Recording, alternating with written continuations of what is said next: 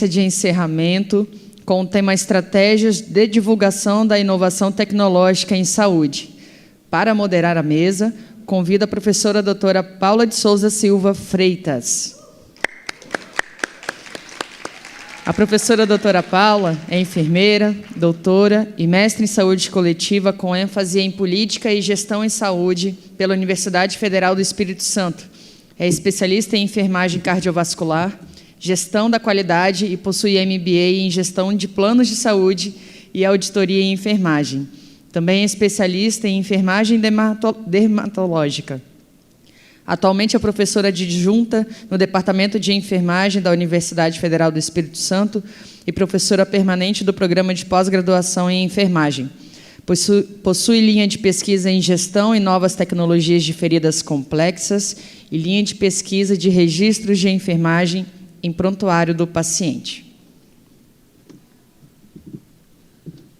Oi, gente, vocês não me deixem sozinha não, tá? Boa tarde. Um prazer a gente estar num evento tão bom. Já ri, já chorei, já me emocionei, porque um evento como esse, um seminário de tecnologia, ele não visa sedimentar um conhecimento, né? A intenção dele é fazer com que a gente saia daqui em ebulição, pensando em novas coisas, novas ideias, o que eu posso fazer, como eu posso melhorar. Essa é a intenção de reunir estudantes, mestrandos, professores, pessoas de diferentes matizes para a gente pensar a produção do conhecimento aqui no Espírito Santo.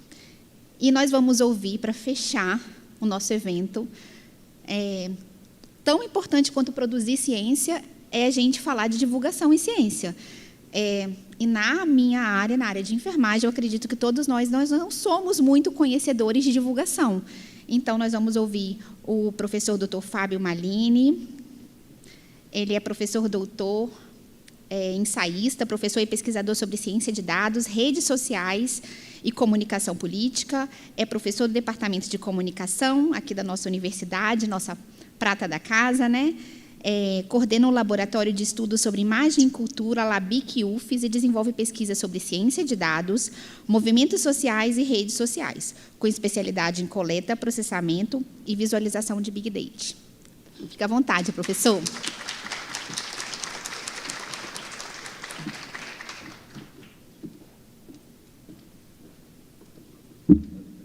Onde você quiser.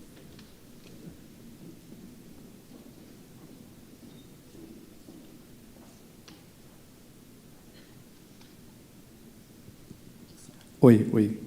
Boa tarde.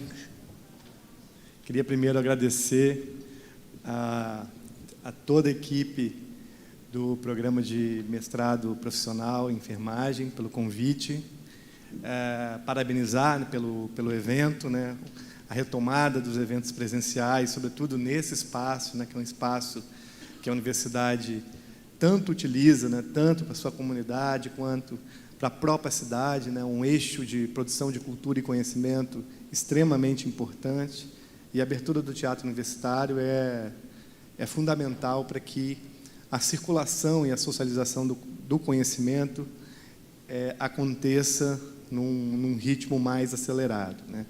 Então, obviamente um prazer estar com colegas, compartilhando também de processos de trabalho dentro que fazemos aqui na universidade, que também tem forte incorporação em outros processos de trabalho de colegas. Eu sou professor do curso de comunicação, minha área é a área digital, e é uma área que o componente da inovação e da tecnologia é um DNA, na verdade, né? Ou seja, a gente continuamente tem de estar em processo de atualização contínua no que o campo tecnológico, e esse campo tecnológico ele passa tanto pela produção científica, acadêmica, mas também passa pela produção industrial, né, de como as indústrias de tecnologia não apenas produzem novos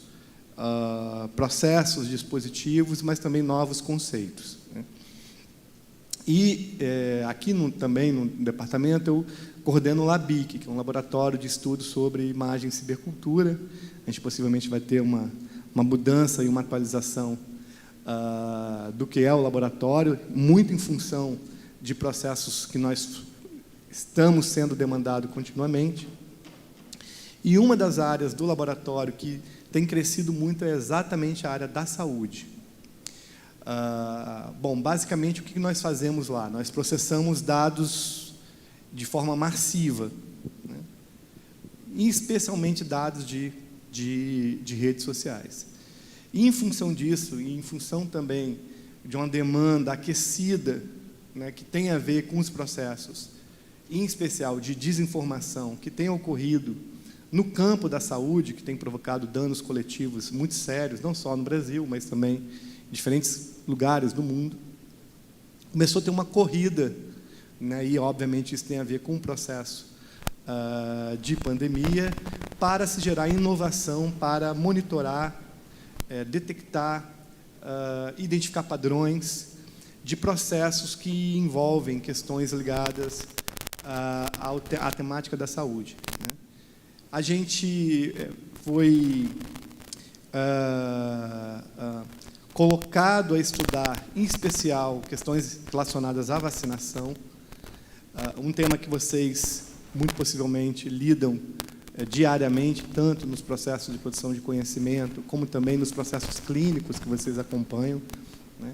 Aqui no Brasil, a gente tem um problema gravíssimo que tem ocorrido no campo da imunização. Estive agora em Brasília, convite do Ministério da Saúde, exatamente para a gente construir propostas nesse campo de monitoramento, onde a gente tem um leque muito diversificado de inovações a se fazer, né? Então, é um laboratório que une, digamos assim, o que a gente tem convencionado chamar de ciência de dados. Ciência de dados é um novo campo disciplinar que envolve tanto a área estatística, quanto a área mais associada à informática, à computação, né? E também a ciências sociais, né? E que, basicamente, busca identificar padrões, né, em processos que vai ser analisados, né? Bom, diante desse convite, eu queria trazer para vocês uma parceria que o laboratório começou a construir no ano passado e se efetivou a partir de junho do ano passado. Um trabalho que a gente já apresentou tanto no CONAS, para a OPAS, para o Ministério da Saúde. Eu queria trazer um pouco de algumas inovações e alguns desafios que nós temos no campo da saúde. A gente, não sei se todo mundo aqui, especialmente, é usuário de rede social, né, de diferentes plataformas de redes sociais. Aqui, muito possivelmente, a gente tem usuários mais do Instagram, temos também Telegram, Twitter, Facebook, YouTube, TikTok, Quai, inúmeras plataformas em que diferentes profissionais de saúde passaram a ocupar e criar um processo de divulgação e também o próprio campo acadêmico, né, para divulgar as suas produções, as suas descobertas, mas também propor terapêuticas, mas também propor soluções, mas também vender processos, vender produtos. Então, aquilo que é da sociedade, né, passou a ser incorporado por diferentes sujeitos sociais, e especialmente o profissional de saúde. Hoje nós temos no Brasil e no mundo uma epidemia de desinformação em diferentes campos. A gente tem a vacina e a vacinação como aquilo que parece ser algo mais preocupante, mas longe está, né, o tema da vacina de ser o tema mais desinformante, digamos assim, de uma série de grupos sociais. Hoje nós temos uma epidemia de problemas, de falsas curas, falsas terapêuticas, profissionais de saúde se transformando em coach na internet, vendendo uma série de procedimentos, produtos, mercadorias, fármacos, em especial em algumas áreas, né? A saber, a área de saúde mental, que eu acho que é um dos uma das áreas mais quentes do ponto de vista de estudos sobre desinformação. Nós temos hoje um problema gravíssimo no campo que envolve a relação entre saúde e estética. Nós temos hoje um problema muito grave na saúde da mulher, sobretudo no TikTok, onde há todo um processo de produção, de criação de medo, da adoção de métodos contraceptivos, uma campanha contra a utilização de métodos contraceptivos. Nós temos no campo da área de nutrição, isso é um dos piores lugares, digamos assim, porque aqui há uma incidência mais forte dessa relação entre nutrição, o mundo fitness, né, e toda uma busca de padrão que é estabelecido também em redes sociais. Então, quando a gente olha as temáticas de saúde, a gente fica bastante surpreso em ver que o domínio da informação que é transmitida, compartilhada, socializada e discutida não está, né, no domínio de educadores. Longe disso.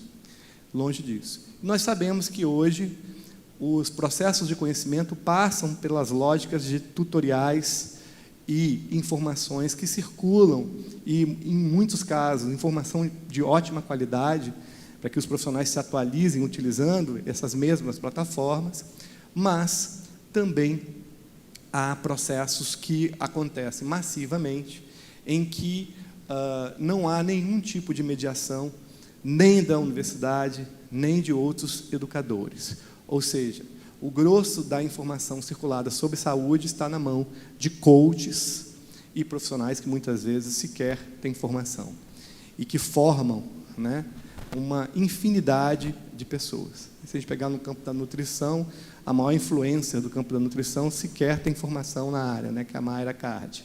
Né? Então, é só um pequeno exemplo, né, do mar de problemas que nós temos. E quando a gente é chamado para detectar esses problemas, como fazer? Né? Como identificar a rede de influenciadores, o que dizem, o que compartilham, né?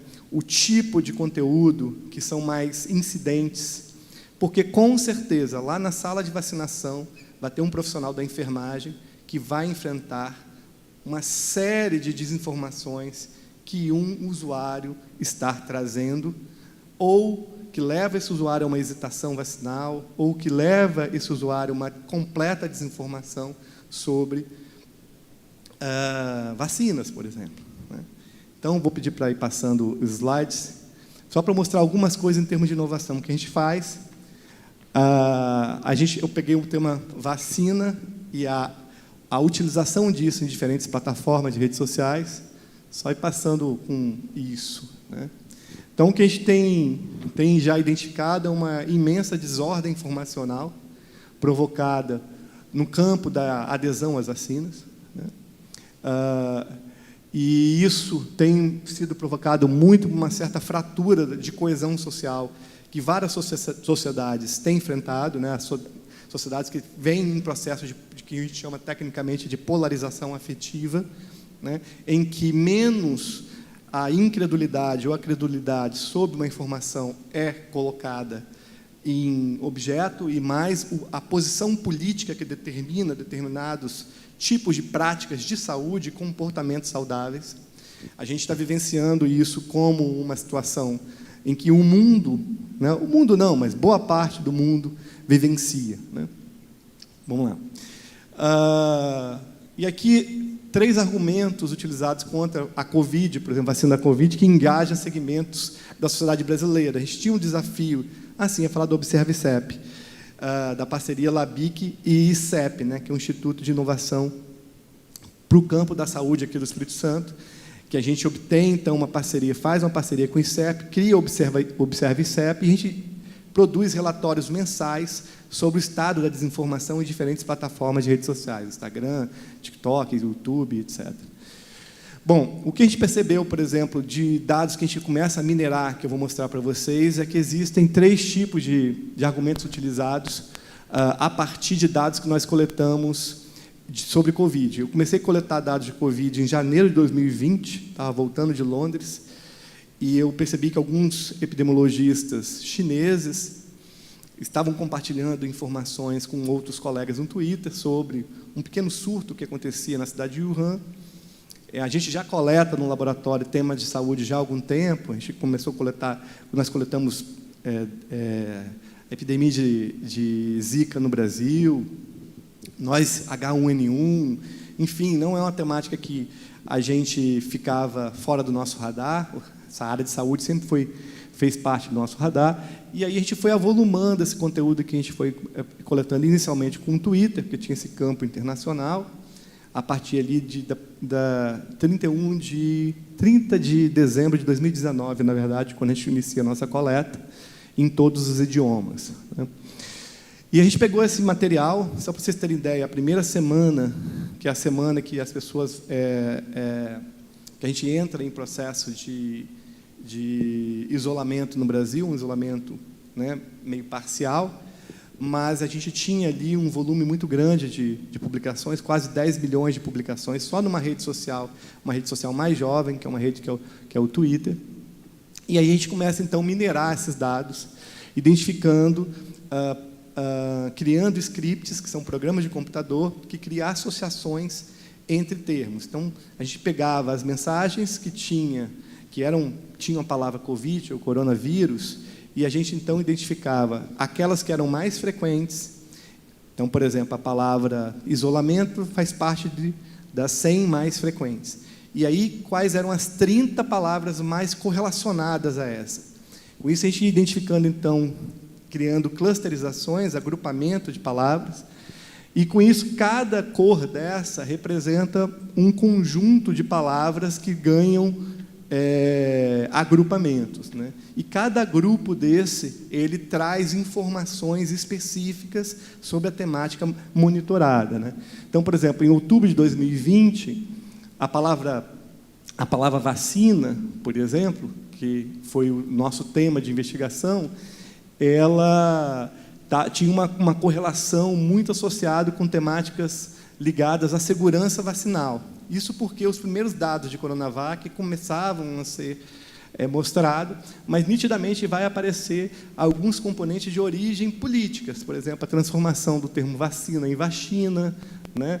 A própria inserção de determinados políticos dentro sendo correlacionado, né, aos resultados da segurança vacinal da Coronavac, né? Então, aqui você tem nitidamente uma forte contaminação do processo que envolvia a credibilidade e confiança, né, no processo científico, né, envolvido na produção da vacina, né? A gente vive exatamente uma grande crise de confiança, e a crise de confiança é uma crise das instituições, né, que passa necessariamente aqui.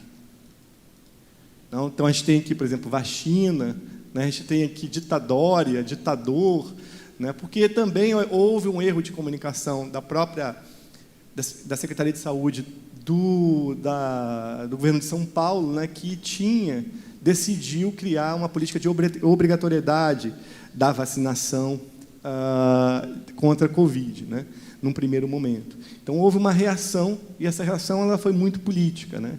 Mas aqui começa um processo de descredibilização, né, dos processos envolvendo a vacina de Covid, né? Agora, aqui é interessante, por exemplo, aqui a gente tem 80 mil publicações, e a gente passa envolvendo a palavra vacina, e aqui nós estamos passando para 4 milhões de publicações, que é no dia 17 de janeiro de 2021, quando, digamos, o jogo vira do ponto de vista da opinião pública, que começa a ser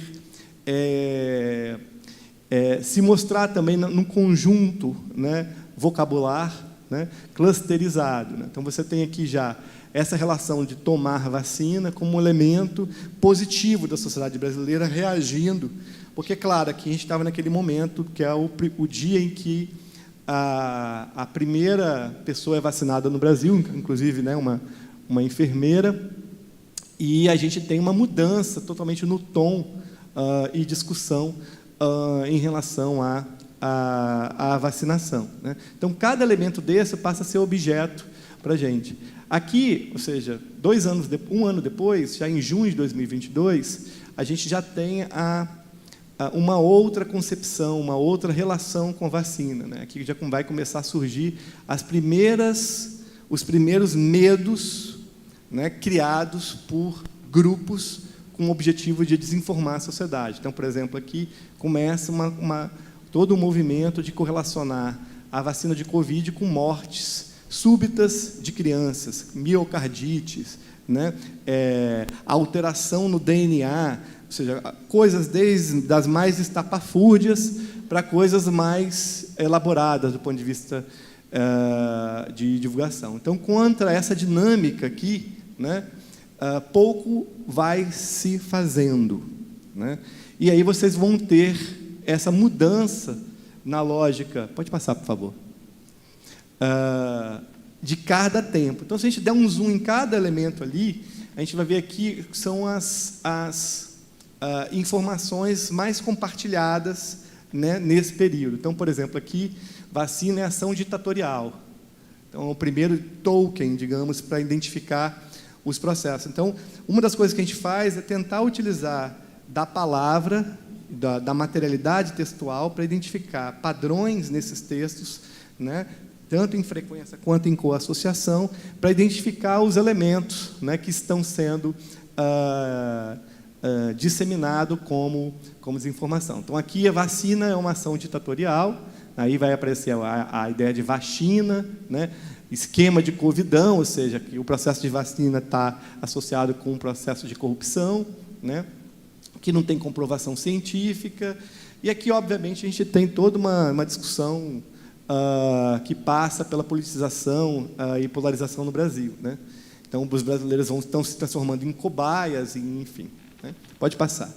Já em 2021, a vacina altera o DNA. Então, uma das informações que ela está aqui, ó, que surge exatamente no mesmo dia que surge toda essa vontade de se vacinar, já se começa a construir essa ideia de que as vacinas de Covid, lembrando que as vacinas de Covid passam por processos tecnológicos muito mais avançados, né, que vacinas anteriores, a gente já começa a mapear a emergência de desinformação. Então, tanto você tem que vai transformar em jacaré, é uma vacina que vai colocar chip no cérebro, vai gerar danos genéticos, né, vai ter uma redução populacional.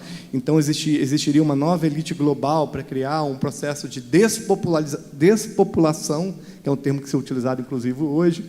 Enfim, todo um conjunto de teorias conspiratórias começam a emergir de maneira muito forte, né, no país, né? Pode passar. Isso a gente está em 2021, né, ainda com algumas ondas, né, no campo do Covid, né?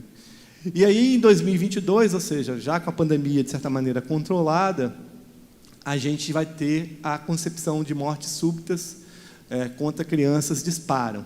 Então, a gente tem aqui esse cluster, né, aparecendo como um cluster de desinformação, ou seja, isso significa que existem muitos textos que têm morte, crianças e vacina, doenças, textos em que essas palavras aparecem juntas, por isso que o sistema identifica esse processo de clusterização. E aí você tem aqui uma série de outros correlações de sequelas da vacina, né, segundo esse campo aqui de produção de mensagem, né? Então, doenças cardíacas, mal súbito, hepatite autoimune, doenças de prion. Aí a gente tem também a própria emergência da varíola do macaco nesse contexto também, que se correlaciona e começa a ter uma série de outras doenças que são colocadas como correlacionadas com a vacina contra a Covid. Pode passar, por favor. Então, a gente tinha um problema que se acentuou bastante, né, em torno da vacina. Inicialmente, a gente tinha o foco na vacina contra a Covid. O problema é que começa a ter um efeito colateral, ou seja, um efeito adverso, né, no sentido de quem analisa, né, que o processo de hesitação vacinal, ela começa, né, esse movimento ele começa a ter um impacto nos outros processos de vacinação, o que está fazendo com que o Brasil, que foi sempre considerado um dos países mais avançados no processo de imunização da sua população, né, um dos países que apresenta um dos maiores problemas para imunizar a sua população. Pode passar, por favor.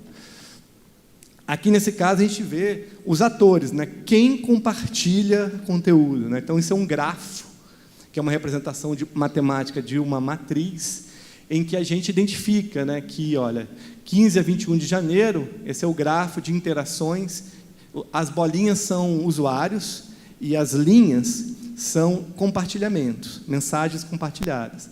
Então, por exemplo, aqui na semana daquela vacinação da Covid, nós temos 1,1 milhão de usuários que publicaram 4,5 milhões de postagens com o termo vacina, né? E aqui a polarização, todo esse elemento colorido aqui é um lado da popularização e esse aqui é o outro lado da polarização. Então, você veja que aqui você tem uma proporção em que o movimento anti-vacina, ou quem nega a vacina, porque no Brasil a gente tem que separar, né, o que é um movimento anti-vacina e o que é o movimento de uma população que nega a vacina, são duas coisas diferentes, a gente representava 13%. Então, a polarização, você vê que é uma polarização que foi, de certa maneira, esse lado foi derrotado nesse período, né? Mas, quando a gente vem e pega a palavra vacina, em 2022, que agora já não tem mais apenas a vacina, o problema da vacina da Covid, mas outras, nós temos muito menos usuários falando da vacina, já que esse tema já não é mais um tema tão tendência como ali, aqui é 21, né? Não é nem janeiro de 22, é 21. Quando a gente pega 1 a 9 de junho, você vê que essa polarização em torno da vacina, ela aumenta um pouco mais, porque a gente tem atores, né, que continuam a negar e atores que estão defendendo. Então, esse campo aqui, por exemplo, é o campo da negação. Então, a polarização já corresponde aqui a 80% das interações. Pode passar. Então, essa desordem informacional nos aplicativos de troca de mensagens também vão encontrando outros espaços. Vocês viram ali dados do Twitter, dados do Instagram, agora a gente está vendo dados de troca de mensagem, em especial o Telegram. Não sei se vocês sabem, mas o Telegram é um aplicativo de troca de mensagens que, neste momento, está banido no Brasil, exceto na Rede Nacional de Pesquisa, onde nós estamos, né? A UFES faz parte da Rede Nacional de Pesquisa. Não sabemos por que ele está funcionando na Rede Nacional de Pesquisa, mas ele está banido. Um dos motivos é porque um dos grupos que fazem movimento contra a vacina são grupos neonazistas, né? Pode passar. Então, aqui a gente está mapeando, é um trabalho que a gente está mapeando os canais, né? Então, nós já temos aqui 394 canais e grupos mapeados, 108 analisados, 1,1 milhão de participantes que estão nesses grupos, né? E produzem em torno de 14 mil mensagens por dia, né? Então, a gente vai encontrando uma série de grupos que têm. Aqui a gente está tentando mapear os grupos de chats, né, presentes no Telegram, exatamente com um papel de denúncia também, né, desses espaços como espaço de construção de desinformação. Pode passar. E aqui a gente faz a mesma coisa, a gente, na verdade, minerou os textos publicados, as mensagens que circulam no Telegram. A gente pode repetir o mesmo método, por exemplo, no WhatsApp, né? E aí a mesma coisa acontece lá, né? Então, a gente tem aqui uma série de desinformação que se clusteriza em função das palavras, né? Por exemplo, a associação entre vacina e doenças generativas, a associação entre vacina e casos de câncer, métodos legais para recusar a vacina por médicos e advogados, que são consultorias que são estabelecidas, continuamente nesses espaços, lembrando que são espaços com uma população bastante grande. Pode passar. Pode passar, por favor. Aqui, outras relações, né? Vacinas provocam alterações no leite materno, casos de óbitos associados à vacina de Covid. Aqui são já essa correlação com varíola, que é um campo que a gente está estudando também, né, que é a monkeypox, é patrocinada pela indústria farmacêutica, a varicela é efeito colateral da vacina contra a Covid. Pode passar. E aí a gente mapeia os links também, né? Ou seja, quando a pessoa compartilha um link no WhatsApp ou no Telegram, aqui o foco no Telegram, a gente identifica qual é o domínio, ou seja, de qual site está vindo esse conteúdo, né? Então, a gente tem aqui uma forte presença de conteúdos compartilhados pelo YouTube. Isso tem mudado exatamente porque começa a ter uma uma ação mais forte contra esses grupos, e eles estão publicando vídeos diretamente, ou no WhatsApp, ou no Telegram, né? Mas o YouTube aparece como o lugar onde, assim, o site onde se hospeda, né, e se compartilha conteúdo. Então, o cara publica um vídeo no YouTube e compartilha no Telegram, né? Mas outros também aparecem aqui, né? O próprio Telegram, né, quando a pessoa usa a aplicação e sobe vídeos, sobe links. Terra Brasil Notícias, que é um site, é uma mídia partidária, né, uma mídia de extrema-direita partidária, né, mas as plataformas, vocês podem ver Twitter, Instagram, Facebook, WhatsApp, né? Então, o processo de regulação das plataformas, elas possivelmente vão passar por questões ligadas à saúde, porque os danos são imediatos e têm feito um processo de alteração no comportamento saudável, no que a pessoa pensa como saudável a ela e aos seus, né? E a presença contínua em dispositivos, né? O processo de plataformização da sociedade, que é estar com os nossos celulares nesses diferentes aplicativos, faz com que a gente altere nossas concepções, em determinados casos, ou reforce determinadas concepções, sobretudo aquelas que têm uma relação com o campo político. Pode passar, por favor. Aqui é um trabalho recente, a gente está terminando um paper que a gente então, faz uma nova mineração do material do WhatsApp, e aí a gente tem, por exemplo, esse grupo aqui, ó, você tem vacina e tomar, dose, etc., como principal grupo semântico, digamos assim, vocabulário semântico. Mas é muito curioso aparecer a palavra DR aqui. Essa palavra DR aqui ligou um alerta muito vermelho no nosso trabalho, e, obviamente, isso vai desencadear em processos de investigação mais aprimorados, investigação tanto acadêmicas, mas também de outros tipos, porque a gente tem percebido um aumento de médicos vendendo terapêuticas ou reforçando informações absolutamente incorretas nesses grupos, dando legitimidade a partir do discurso médico, né? Então, a presença desse DR aqui correlaciona com várias palavrinhas que estão aqui, que são a palavrinha dos nomes desses médicos. Então, listá-los e denunciá-los, sobretudo nos órgãos competentes, passou a ser um dos trabalhos mais importantes com quem trabalha ciência de dados de saúde, né? Mas também vão aparecer outras coisas, né? Você tem toda uma discussão sobre efeitos adversos. Isso é muito importante para as estratégias de comunicação em saúde, né? De como que a gente vai, pode passar, por favor, enfrentar, né, a produção de comunicação e divulgação de saúde, né, tentando, pelo menos, fazer um 0 a 0 nisso. Então, por exemplo, é muito comum, na desinformação ligada à vacina, uma certa perspectiva sintomatológica, digamos assim. Acho que vocês usam a palavra semiótica, né? No processo de vocês, é uma outra semiótica em relação à nossa, mas é muito comum o processo de medo contra a vacina estar relacionado, né, à politização da reação, né, que a vacina produz, mesmo que seja uma reação ali que acontece 1, 2, 3 dias, né, e a gente está percebendo isso, que sintomas, a própria concepção da construção da ideia de vacina experimental. Então, a gente está vivendo num país um problema gravíssimo, assim, que possivelmente vai perdurar durante esse período de tempo, né, se a coisa ficar rolando solta, né? E é muito interessante que a narrativa, escrevi um paper, que a narrativa dos movimentos contra a vacina, de negação da vacina, é sempre baseado no caso clínico, né? É uma coisa que, frequentemente, os divulgadores de ciência trabalham muito assim, vamos mostrar os números, vamos mostrar lá que, né, isso impacta e salva tantas pessoas. Sempre o dado é muito geral, coletivo, né? Mas a desinformação sempre trabalha com um caso particular. Eu tenho uma amiga que foi para o hospital porque tomou a vacina, não sei o quê. Eu tenho um irmão que fez isso e isso. Eu tenho, na verdade, meu pai, depois de tomar a vacina, fez isso e isso. Então, o caso clínico, o caso particular, ou seja, o particular, é muito valorizado do ponto de vista, né, da desinformação da vacina. O que faz com que comunicadores de saúde e divulgadores de ciência em saúde comece a ter necessidade de falar de casos particulares de pessoas que, por conta da vacina, se salvaram, né?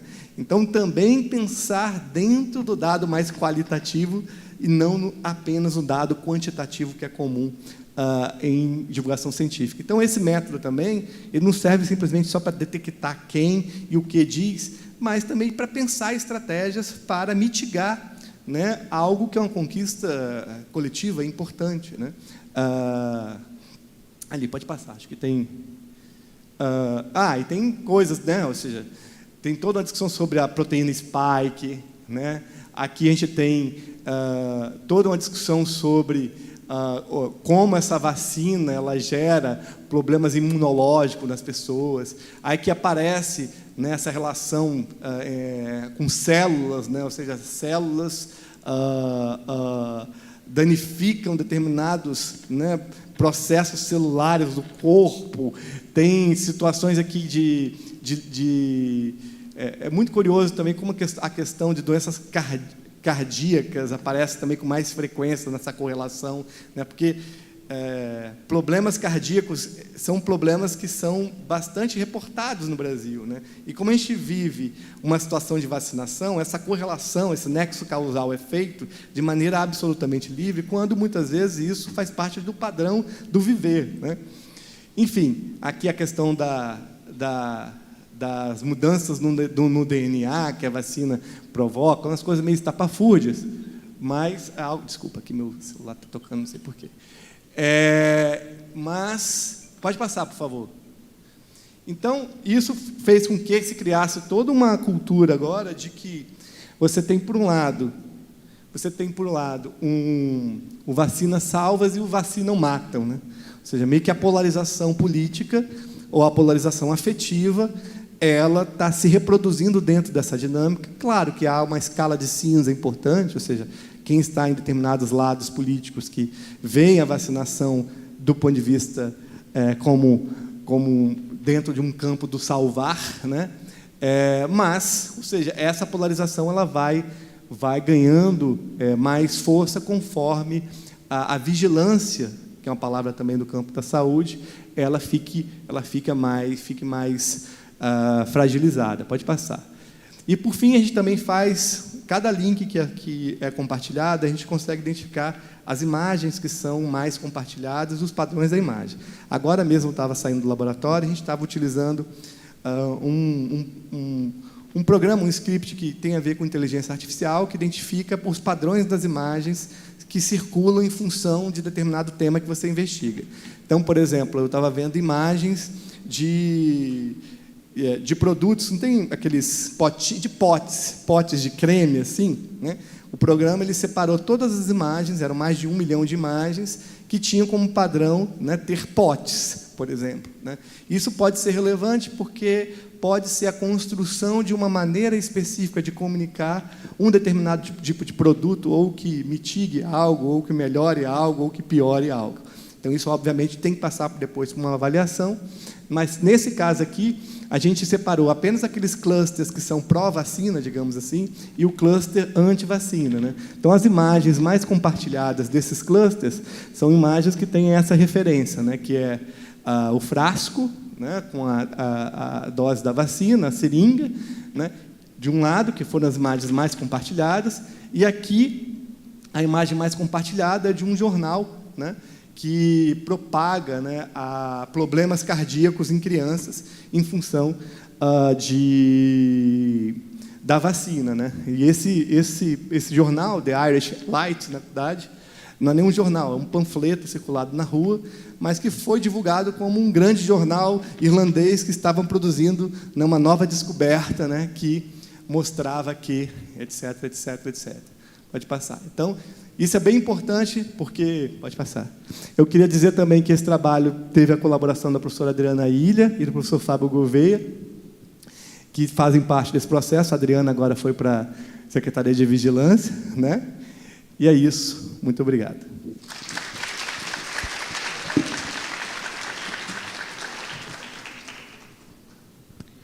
É excelente a gente ouvir, né?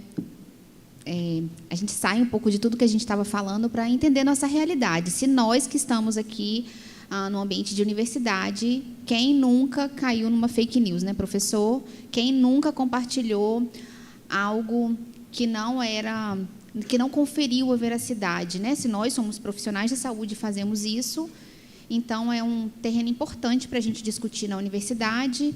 A gente agradece ao professor Fábio e agora a gente vai abrir para perguntas.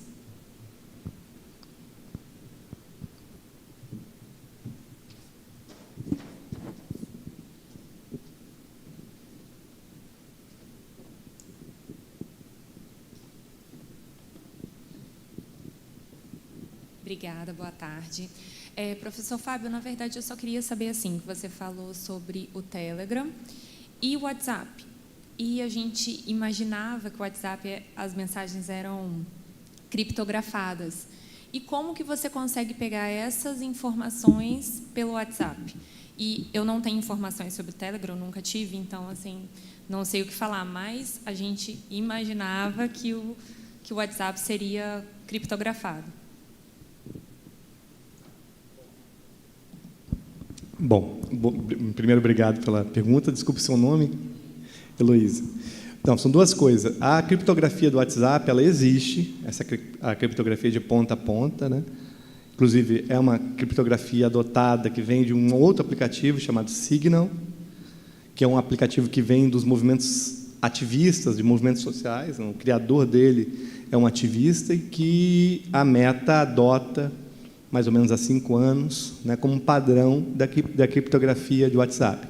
Os estudos de WhatsApp, com frequência, monitoram grupos públicos. Lembrando que toda conversa que você tem no WhatsApp ela é exportável. Né? Se você faz uma conversa com uma pessoa, todo aquele histórico você pode exportar pelo seu e-mail com muita facilidade. Assim também é tanto o grupo privado que você tem, quanto um grupo público. A diferença é que o grupo público, qualquer conta, né, qualquer telefone que tenha acesso a ele, é possível de ser coletado. Né? Nós estamos focando em Telegram nesse momento. A gente não tem estudos de WhatsApp. Mas os estudos de WhatsApp, eles existem em bom número e, com frequência, trabalham com grupos públicos. Né? E tem alguns estudos mais qualitativos que têm um trabalho com grupos privados. Né? Então, em geral, quando a gente vê estudos assim, é porque é baseado nisso. Agora, a criptografia, ela não impede o usuário, por exemplo, que está numa conversação no grupo público, de não ter a sua mensagem coletada, né, via API, que é uma interface de programação de aplicação, né, ou diretamente mesmo. Né, mas, em geral, né, o que se faz muitos pesquisadores, não é o nosso caso ainda, né, com contas específicas, adentram aos grupos públicos, extraem dados massivamente, depois anonimiza e trabalha o conteúdo das mensagens, por exemplo. Então, isso vai ser bem corriqueiro. E a gente está falando muito de WhatsApp, de Telegram, mas lembrando que, sobretudo, as novas gerações usam, por exemplo, plataformas como a Twitch ou o Discord, por exemplo. Também 2 plataformas de conversação, Twitch mais de streaming, né, de produção de conteúdo, que também são objetos de coleta de dados, de extração e mineração de dados. Por exemplo, todos os nossos dados de Instagram, ele sendo público, né, é facilmente coletado pelo próprio sistema de monitoramento. A gente usa, inclusive, que a Meta nos deu acesso, né, que coleta todo o histórico de publicação, tanto no Instagram, né, quanto, em alguns casos, no Facebook, né, sobretudo quando são contas pessoais que se transformadas em páginas. Né. Mas Instagram, por exemplo, hoje a gente não tem nenhum tipo de problema do ponto de vista tecnológico de coletar histórico de contas, né, listadas pelo pesquisador. Nenhum problema.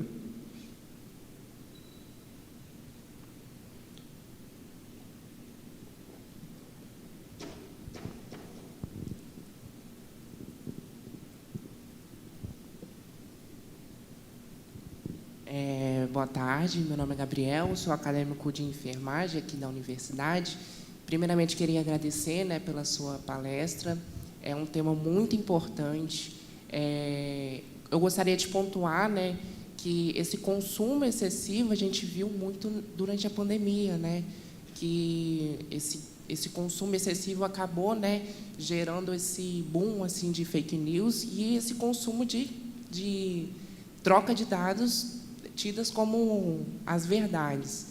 E esse movimento que está tendo de antivacina, por exemplo, hoje eu estou no estágio, né, na atenção primária, e eu vejo muito a resistência dos moradores em tomar vacina. Então, por exemplo, hoje eu estava de manhã e tinha gente que falava, não, tem chip na vacina, não vou tomar. Tem gente que tem uma dose, tem gente que não tem nenhuma dose de Covid. Então, é muito importante levar isso à tona, esse movimento de inovação, de tecnologia, e trazer, né, essa veracidade de informações. Essa informação sobre chip se associa muito com se correlaciona com o Bill Gates, né, que é outra palavra que sempre aparece nas nossas visualizações, né, porque ela surge, sobretudo, a partir do início da pandemia. Tem um rebatimento no campo religioso, né, porque o chip seria a forma de controle populacional e, com isso, também controla as crenças das pessoas, né, e que isso seria algo desencadeado pela Fundação Bill Gates, né? Então, você tem coisas que você fala, não é possível que... Né? Mas como isso chega igual como um telefone... Né? Como é que fala? Aquela comunicação via telefone sem fio, né? Chega na ponta lá, dá exatamente nisso, nessa hesitação ou mesmo nessa negação vacinal, né? É gravíssimo isso.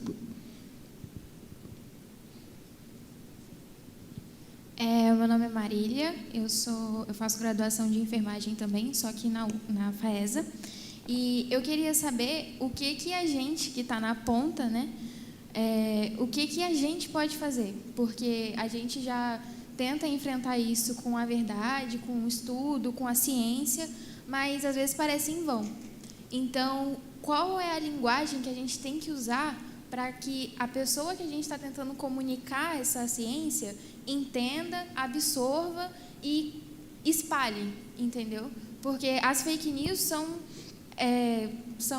espalhadas em massa, repetidamente, como se fossem, várias pessoas espalhando várias vezes por segundo.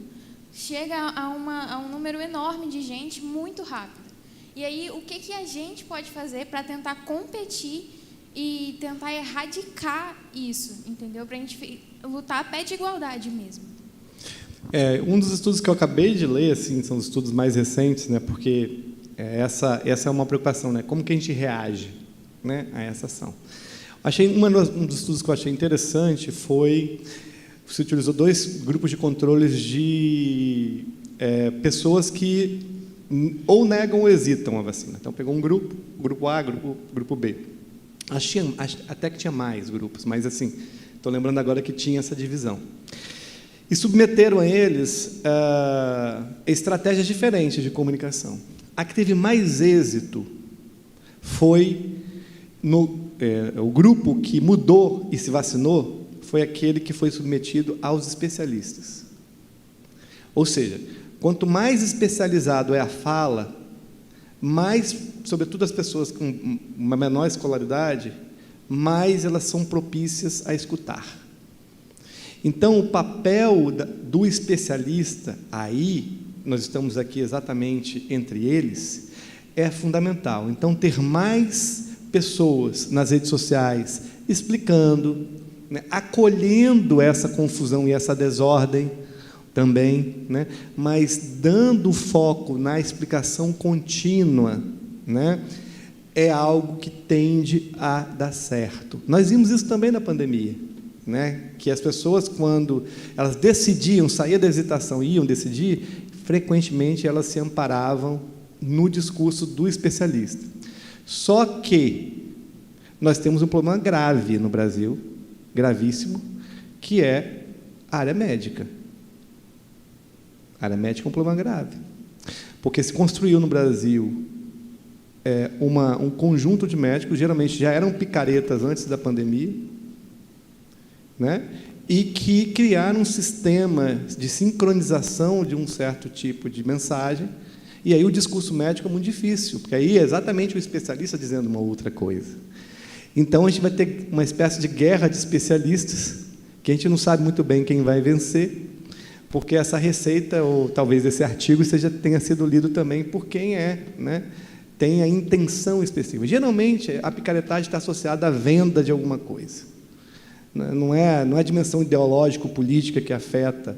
Frequentemente, o que motiva essa rede é a venda de algum tipo de produto. Então, acho que, uma solução de agora é isso, assim, entrem nesses espaços como especialistas, e façam um processo de divulgação contínua para entrar nessa disputa, digamos assim, porque a gente já tem, no caso do Brasil, o retorno da poliomielite. Isso já é uma realidade no Brasil. E é um fracasso da saúde pública no Brasil que isso aconteça, infelizmente.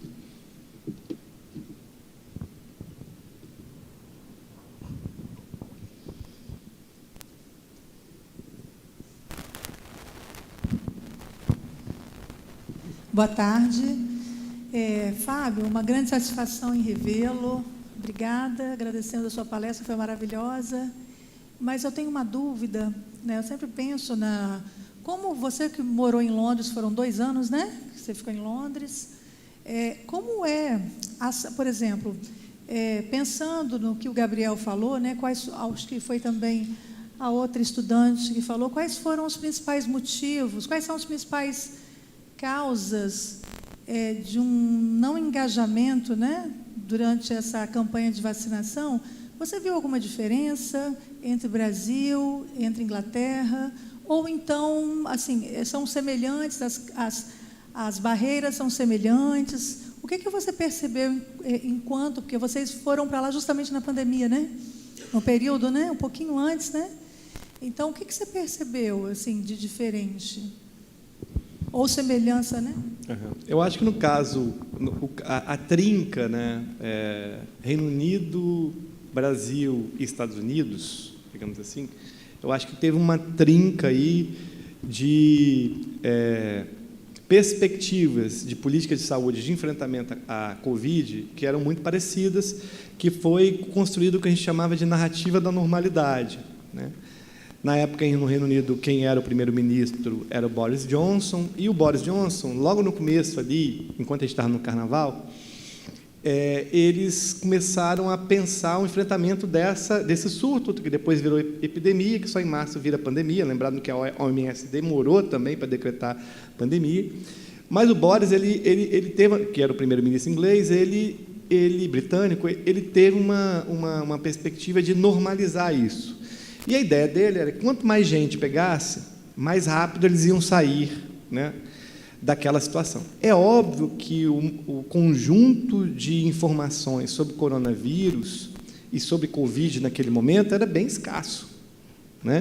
Então, mas esse paradigma da normalização acabou sendo uma prática que é muito corriqueira, mas adotada tanto no Brasil, no Reino Unido e nos Estados Unidos. É bom saber que a gente teria aí 3 presidentes meio que se alinhavam, Boris mais ou menos, que é Trump, Johnson e Bolsonaro. Então, esse período foi um período um pouco do paradigma da normalidade.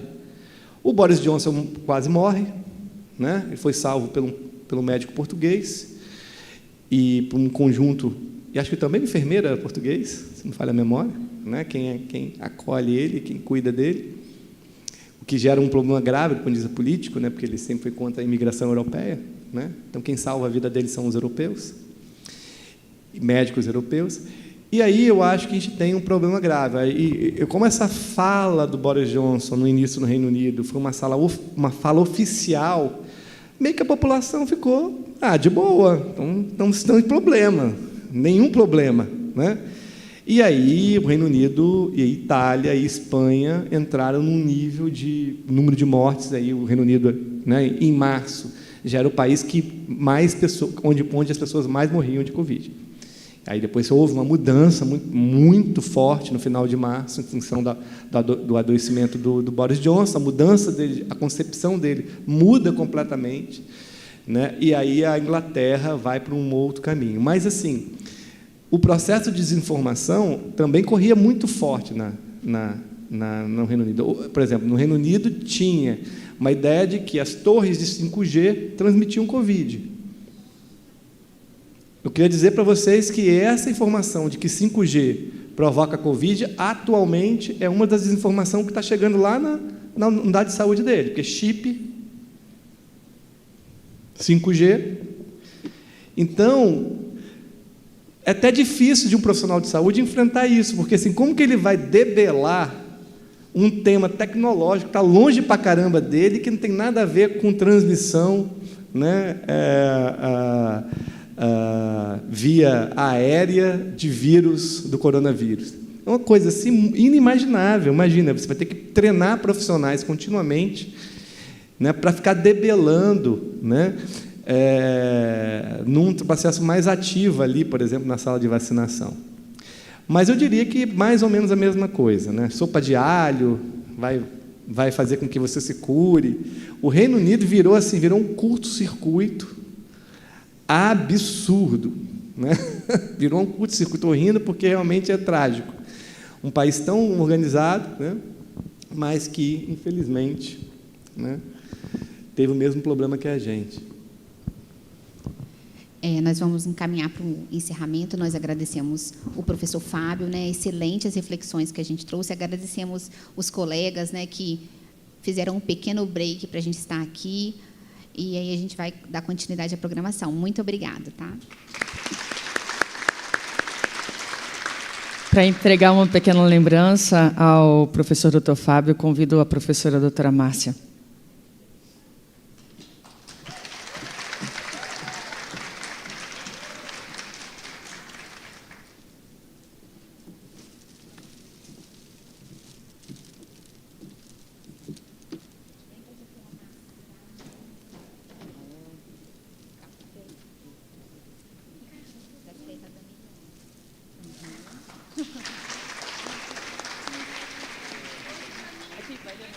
Vai lá, eu quero também. Eu quero.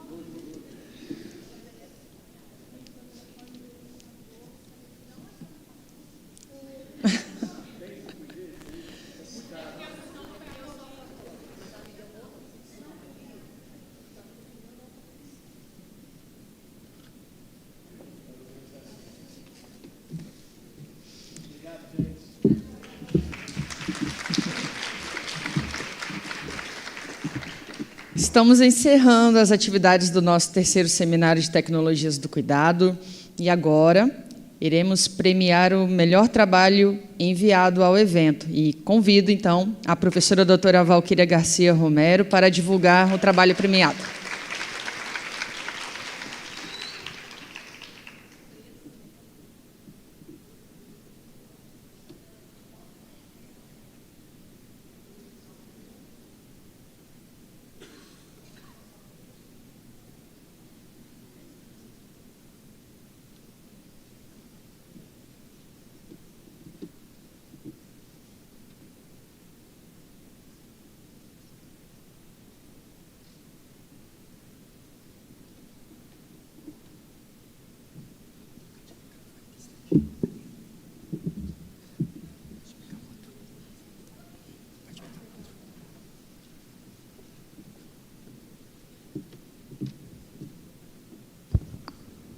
Mais uma vez, boa tarde a todos, né? Eu fiquei com a difícil função de anunciar o trabalho premiado, até porque nós tivemos 30 trabalhos inscritos, né? Os pitches, que foram maravilhosos, que foram muito bem avaliados. Desses, 5, então, foram para trabalhos destaques, né? E nós vamos ter que premiar, sabendo que todos eles foram muito bons. Então, não foi fácil para a nossa comissão, para a comissão científica. Eu gostaria já de agradecer a comissão científica, professora Márcia, professora Edla, professora Carla, professora Paula. Paula está? Comissão? Não está? Tiago e Fran. Tá? Então, gostaria de agradecer esses professores que participaram conosco da avaliação dos trabalhos. E agora, então, vou passar, então, o anúncio do trabalho premiado. Lembrando também que esses trabalhos eles foram avaliados por 3 professoras, né, externas à comissão, para que não houvesse conflito de interesses. Após, então, todas as fichas de avaliação elas foram compartilhadas com o grupo da comissão, e após, então, nós fizemos a média e chegou-se, então, ao trabalho premiado. Eu só vou chamar aqui para saber se todos os relatores estão presentes, né? Porque é um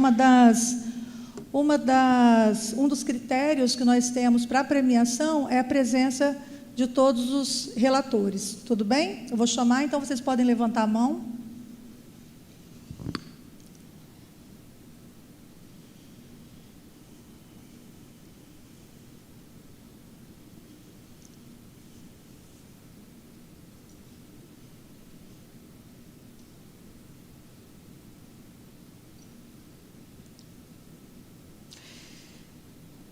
Maiana,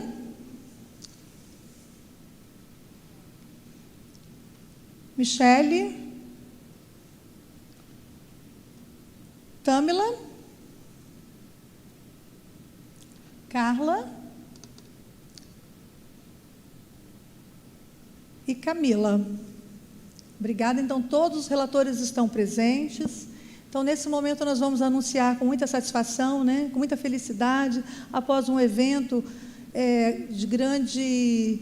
Nós adquirimos muito conhecimento, foi muito bom para nós, para todos nós, né, porque quando a gente fala para nós, inclusive para nós, comissão organizadora, comissão científica, foi um trabalho que nos encheu de orgulho, um seminário que nos trouxe colaborou muito com a gente, né?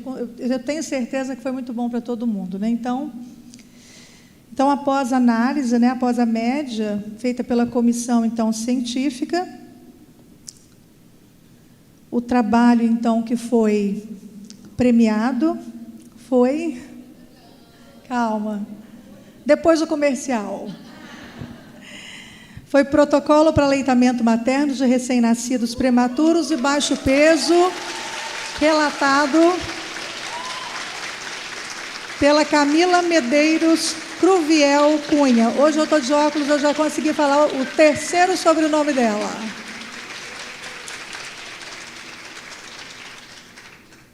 Mais uma vez, gostaria de agradecer, então, a comissão científica, que trabalhou arduamente, né, para que todos os trabalhos fossem selecionados de forma igual, né?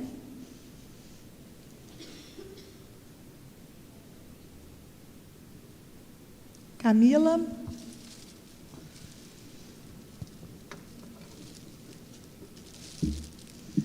Camila, em nome da comissão científica, nós gostaríamos, então, de parabenizar. Eu gostaria só que eu não estou com o nome de todos os participantes do trabalho, que você passasse para a gente, então, o nome dos outros componentes, por favor. Boa tarde.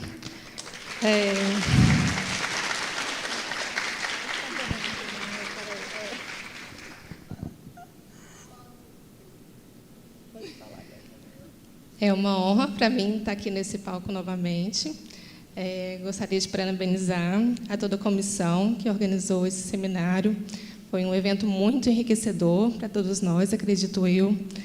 Gostaria de agradecer, em especial a Cândida e a Eliane, que estão me ajudando nesse grande desafio. E também agradecer todo o pessoal da minha turma, que estava lá torcendo, o pessoal do meu setor, que tem se empenhado muito em realmente estar mudando as práticas do serviço, e não só os funcionários assistenciais, como o pessoal da gestão, que tem se empenhado nisso também, acadêmicos, residentes, então todo mundo tem realmente buscado uma mudança de cultura. Gostaria de agradecer. Acho que era isso.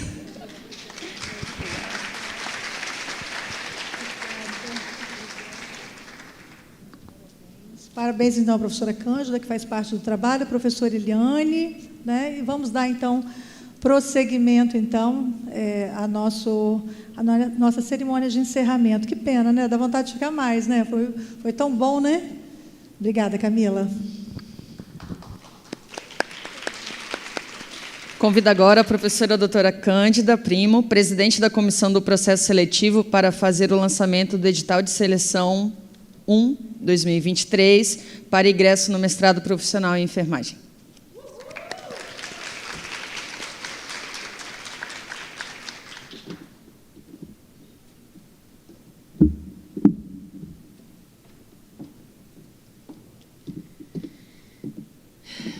Gente, boa tarde.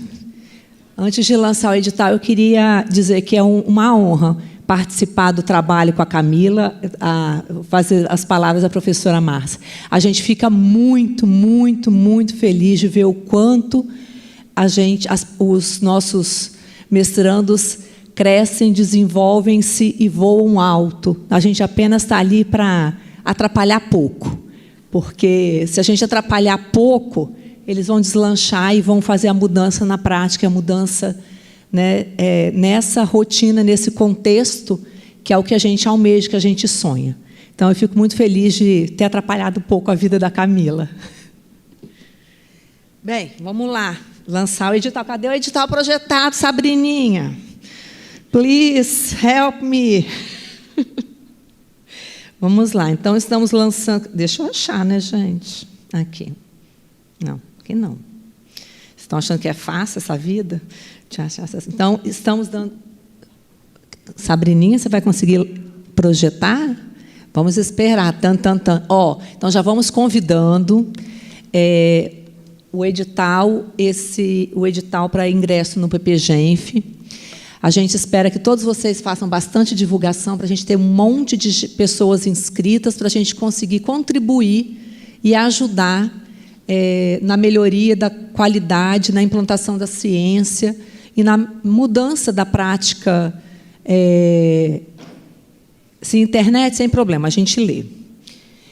A melhoria da qualidade da assistência nos nossos cenários de prática no nosso estado do Espírito Santo. Então, a primeira coisa que eu quero colocar para vocês é que o edital do mestrado em enfermagem, do programa de pós-graduação em enfermagem, o programa é nota 4, e ele é um edital aberto a todos os enfermeiros do Estado do Espírito Santo. Nós temos enfermeiros aqui de outros, né? A nossa cerimonialista, por exemplo, é de Cachoeira de Itapemirim. Nós temos estudantes, enfermeiros de outros municípios do Estado do Espírito Santo. Então, é aberto a todos os municípios do Estado do Espírito Santo. O edital está sendo lançado hoje, daqui a pouco vai estar disponível no site do PPGenf. Serão 14 vagas. A abertura e as inscrições serão do dia 15 a 29 de maio. Depois, a gente tem 3 etapas. Uma prova de conhecimento específico, no dia 12 de junho, para vocês não perderem a data da prova, no Dia dos Namorados. Depois, a gente tem a entrega do certificado de proficiência de língua inglesa, no dia 26 de junho. E depois, na sequência, as entrevistas, no dia 3 e 4 de julho. E, na sequência, depois das entrevistas, os que passam na entrevista depois, né, são provas eliminatórias. Depois a gente tem a prova de títulos, que vai ser no dia 11 e 12 de julho. Todo esse material, essas datas, estarão disponíveis no edital, divulgado no site do PPGenf. E a gente, para vocês conhecerem um pouco, o programa de pós-graduação em enfermagem, ele tem 2 linhas.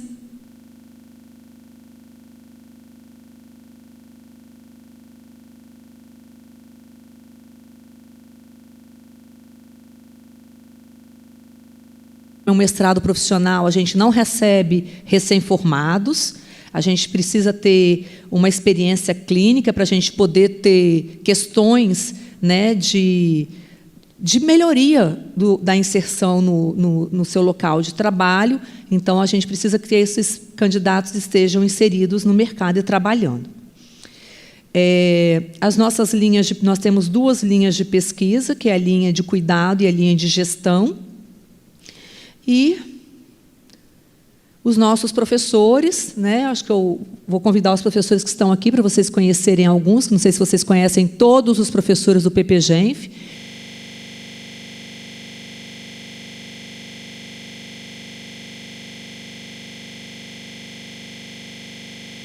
começando pelas coordenadoras.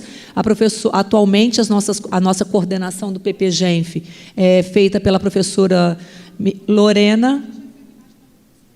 Ah, sim, senhora.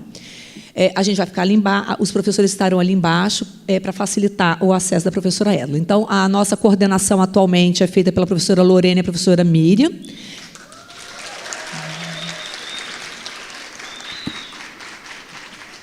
Já aproveito para agradecer todo o empenho e todos os puxões de orelhas que elas fizeram para a gente conseguir colocar esse seminário no prumo, né? A gente trabalhou arduamente, mas sem duas boas capitãs no leme, a gente não vai à frente de lugar nenhum. Então, parabéns, meninas. Estou muito orgulhosa de ver o quanto vocês voaram e estão fazendo um trabalho maravilhoso à frente do nosso programa. Convidando a professora Eliane de Fátima Almeida Lima, a professora Paula Freitas, eu sempre me confundo se é Souza e Silva, quem é o último sobrenome dela, então é Paula Freitas, né, Paulinha? Professora Márcia Valéria, professora Maria Edla, professora Valquíria Romero, professor Tiago está aí? O professor Tiago já teve que ir? Acho que professor Bruno Fiorim, que é de o Bruno. Professor Bruno também vocês viram por aí, mas daqui a pouco ele chega. E nós temos professora Carla. Já foi também? Então, tem mais alguém presente? Ah, eu. Claro, né, gente? Eu. Então, é isso. Perguntas, dúvidas, tem que abrir para perguntas? Não, né? Não. Então, está lançado o edital do PPGenf, façam suas inscrições, divulguem no Instagram de vocês, para que a gente tenha bastante inscritos, que a gente possa contribuir na qualificação dos nossos cenários de prática da nossa enfermagem capixaba. Muito obrigada. Agora, na sequência... Você vai falar mais, né? Então, tá bom. Gente, obrigada. Para encerrar, ela convida a professora doutora Lorena Barros, coordenadora do Programa de Pós-Graduação em Enfermagem, para o encerramento do nosso 3º Seminário de Tecnologias.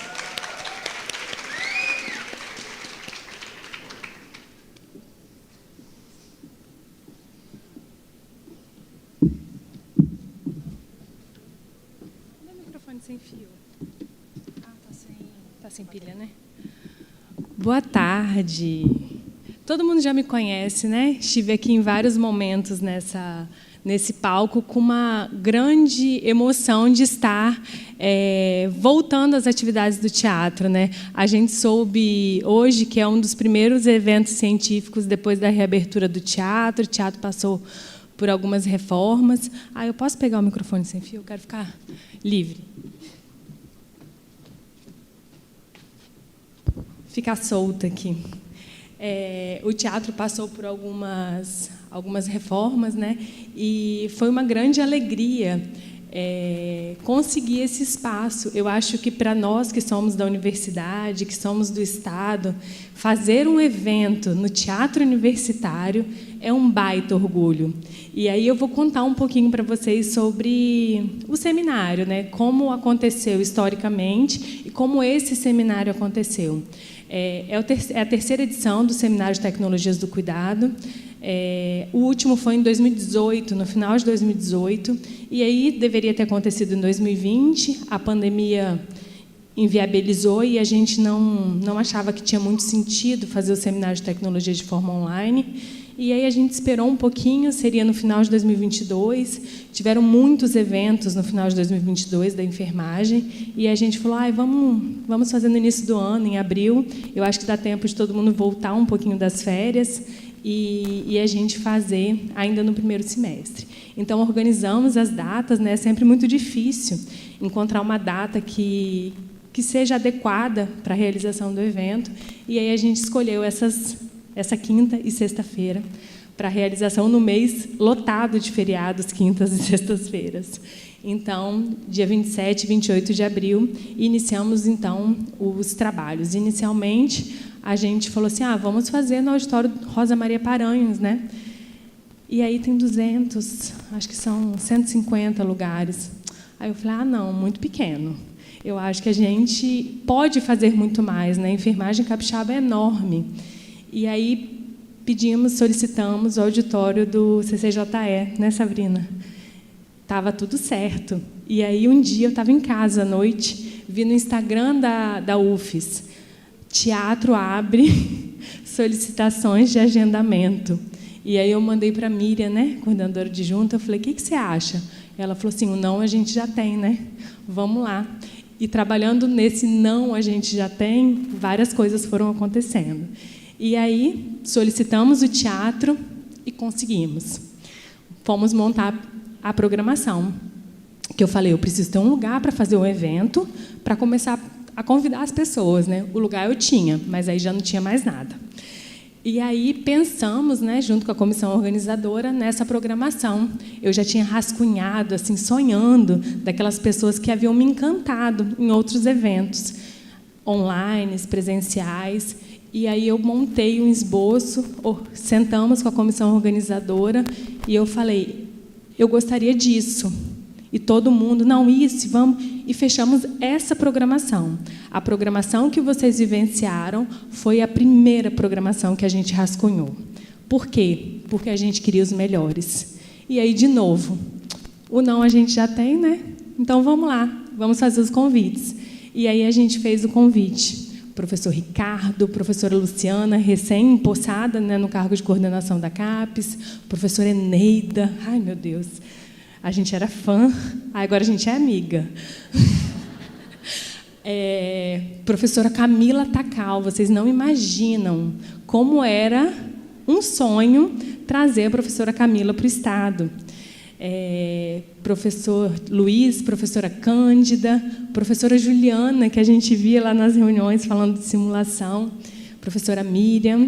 Eu havia escutado o professor Fábio falar já e eu achei que tinha tudo a ver com a gente, né?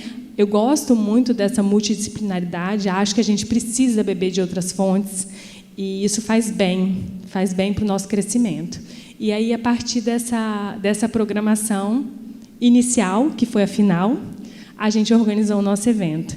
E, para minha surpresa, e alegria e gratidão, todas as pessoas convidadas aceitaram o convite. Então, isso me deixa extremamente lisonjeada como representante de um grupo, de saber que a nossa universidade, a nossa cidade e o nosso programa fez jus ao aceite do convite feito. Então, assim, muita alegria de receber esses palestrantes renomados aqui na nossa cidade. Então, foi mesmo, assim, uma alegria muito grande. E, principalmente, uma alegria como responsabilidade de servidora, de conseguir fazer isso pela enfermagem capixaba.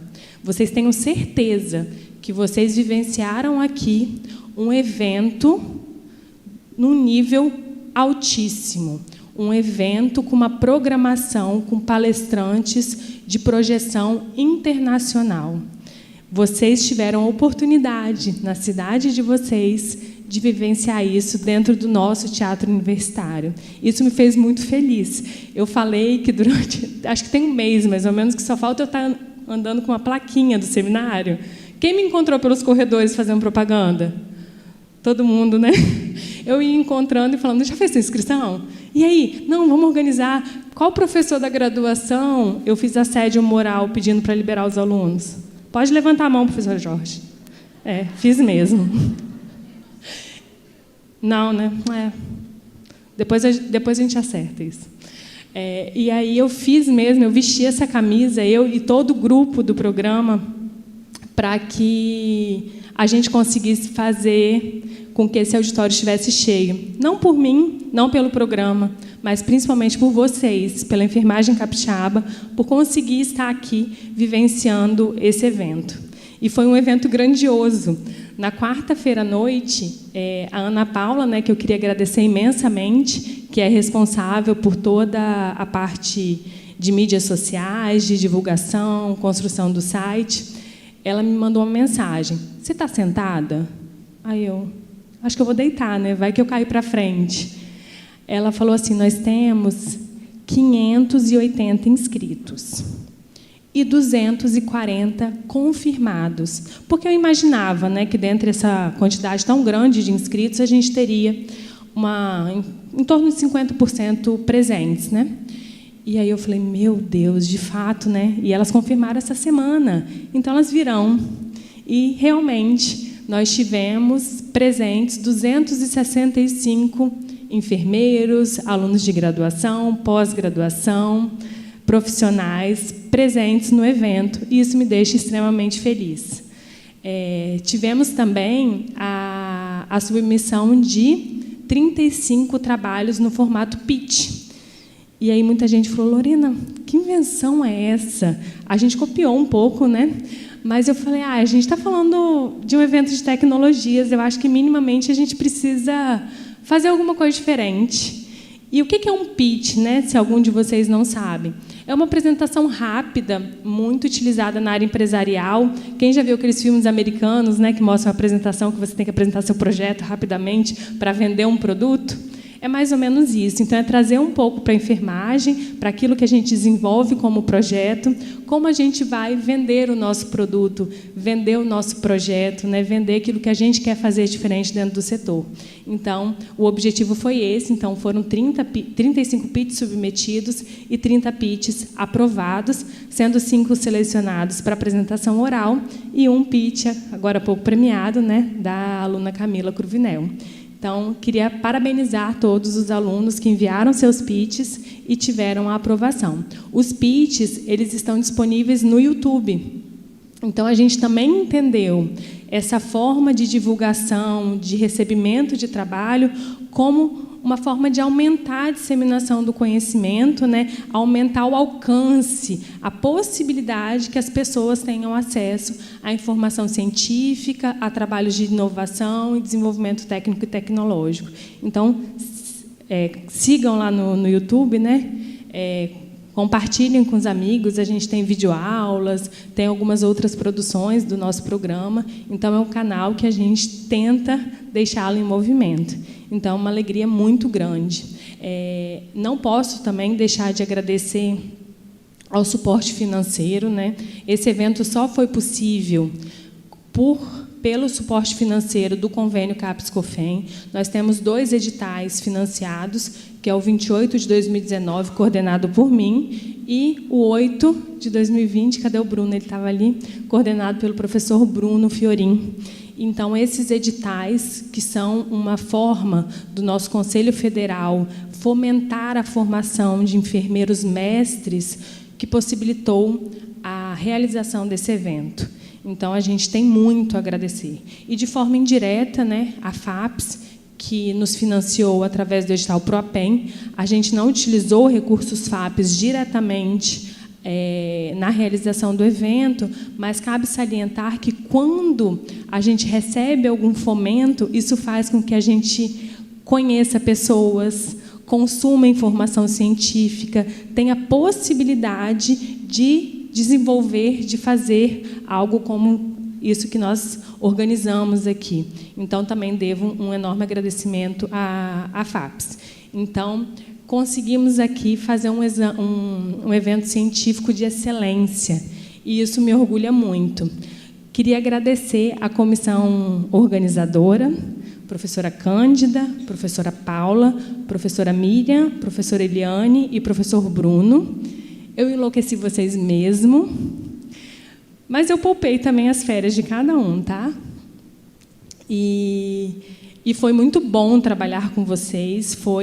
Eu acho que a gente colheu bons frutos, né? Foi uma equipe de trabalho muito coesa e muito determinada para que esse evento acontecesse da forma como aconteceu.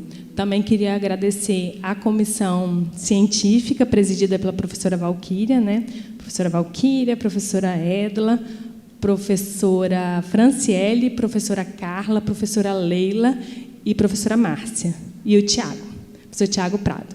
Então, queria agradecer a todo mundo, porque também foi em tempo recorde, né? A gente precisou prorrogar a submissão dos trabalhos e...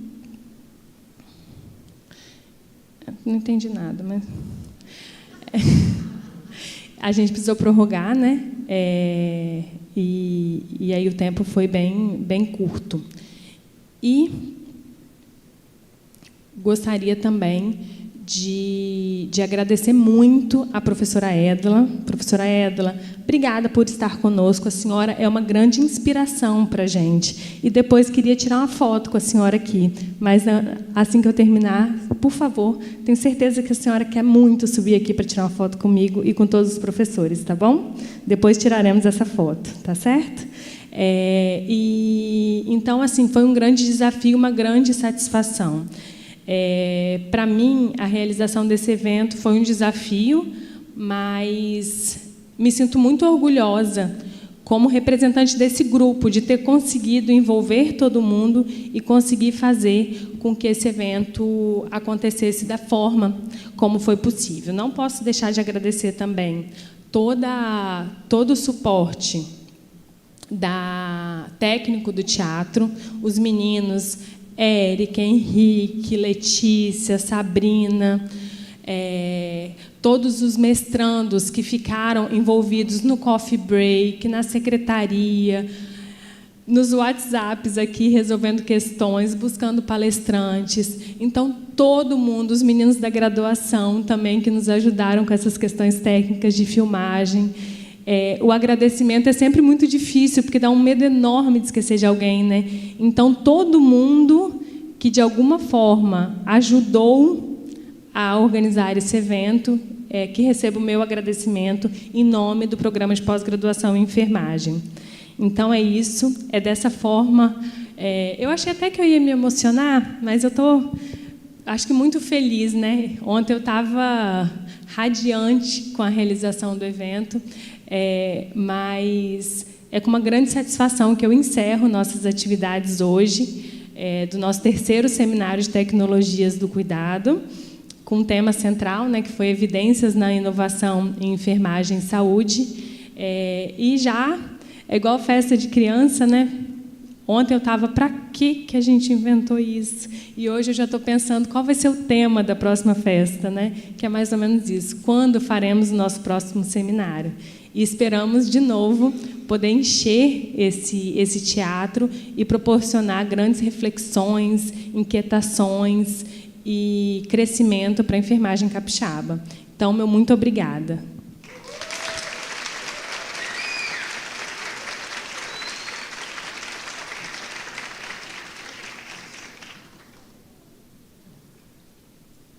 Queria convidar os professores, mestrandos, para subir aqui no palco para a gente tirar uma foto.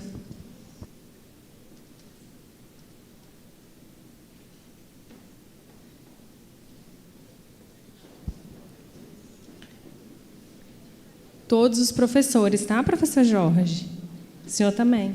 Professora Rita. Sim.